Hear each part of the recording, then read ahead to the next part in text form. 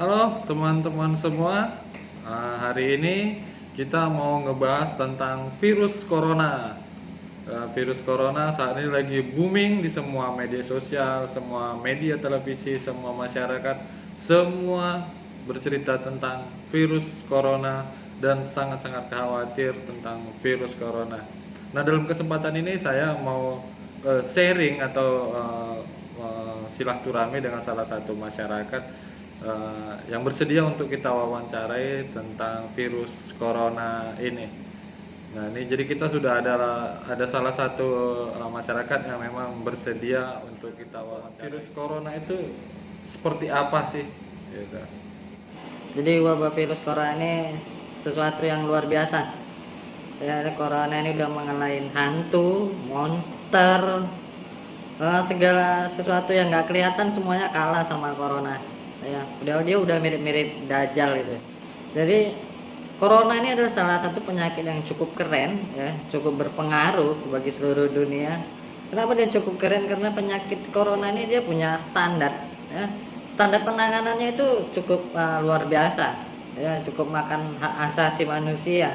Tapi harus dituruti, kalau nggak diturutin kayak maling kundang virus corona ini. Kalau kita ngelawan nggak mengikuti standarnya, kita bisa kena langsung kayak kena ajab. Dan yang paling ngeri lagi, terjangkit dan nggak terjangkit, kita semuanya sakit. Kalau terjangkit virusnya, kita dibawa ke rumah sakit, dievakuasi, diisolasi, ya, bahkan sampai mati. Dan kalaupun nggak terjangkit, ya kita juga sakit, ya, kita juga diisolasi, nggak boleh berkumpul, nggak boleh kemana-mana, kerja nggak boleh, bagi yang kerja di pariwisata, di rumah makan, di restoran, di tempat nongkrong. Jadi terinfeksi nggak terinfeksi, kalau terinfeksi bisa mati, kalau nggak terinfeksi ya setengah mati. Kemana nggak setengah mati kan?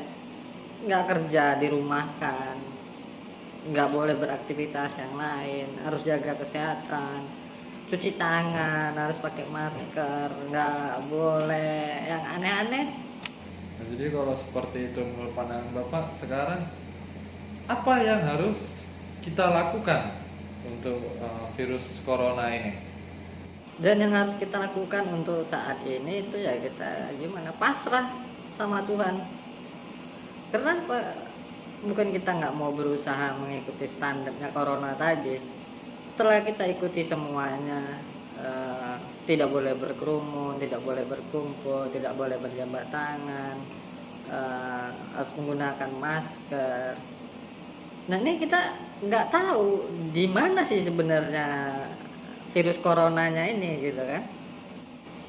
Jadi kalau kita lihat penanganan pemerintah, polisi atau gugus depan yang memang menangani virus corona ini, kita lihat mereka melakukan penyemprotan di jalan, ya. Kita lihat mobil-mobil polisi nyemprotin disinfektan di jalan, bahkan rumah-rumah juga disemprotin.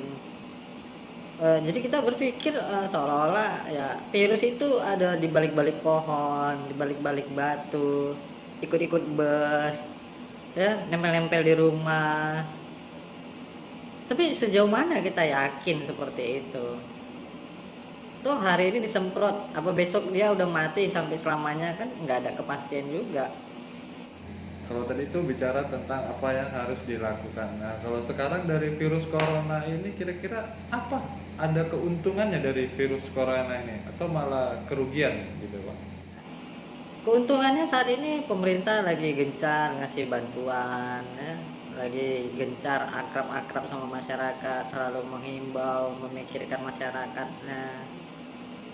Terus keuntungan yang lain, corona ini udah ngebantu ngabulin doa-doa kita yang dulu-dulu tuh yang minta kalau bisa kalendernya liburnya panjang, terus sekolah nggak ikut ujian, cuti kerja diperpanjang, listrik gratis, kredit utang ditangguhkan, penjual masker makin banyak untung, penjual disinfektan banyak untung. Banyak sih untungnya dengan corona sekarang ini. Kalau secara pribadi, hal yang paling menakutkan, mengerikan tentang virus corona ini menurut Bapak itu apa yang paling mengerikan? Kalau secara pribadi bagi saya yang paling menakutkan dari virus corona ini adalah ketika kita salah tidak salah di mata masyarakat, di mata Tuhan, tapi karena dibuat oleh corona ini, ketika kita sakit kita nggak boleh dijenguk, ya nggak boleh ditemani, kita diisolasi, diasingkan seperti itu, ya. Dan kalaupun kita sembuh, mungkin kita agak susah diterima. Tapi syukur alhamdulillah kalau kita bisa sembuh ya. Amin ya. Nah, ketika kalau mati, kita itu udah nggak dilayatin, ya, nggak didoain, nggak dimandikan, nggak dikafani. Dan orang harus jauh-jauh dari pemakaman kita, dan itu bagi saya cukup mengerikan. Dan corona ini sudah mengalahi perintah agama, yang mana kewajiban seorang muslim itu adalah memandikan, mengafani, menyolatkan mayat. Tapi dibuat corona itu hampir hilang ya. Kita bisa lihat di televisi itu kalau korban corona yang meninggal itu ya dibungkus plastik, ditaruh peti, dikubur, dan masyarakat jauh-jauh suruh ngelihatnya. Dan yang lebih ngeri lagi, ketika sudah mati mau dikuburkan ditolak masyarakat untuk dikuburkan di daerahnya. Nah, kita ini salah apa gitu kan? Itu adalah hal sangat mengerikan. Belum lagi keluarganya yang sedih-sedih nggak bisa melihat kita untuk yang terakhir kalinya. Jadi salah apa? Dan yang paling ngeri lagi kalau ini mayatnya nggak terima dibuat corona ini, dia sampai mati diperlakukan seperti itu.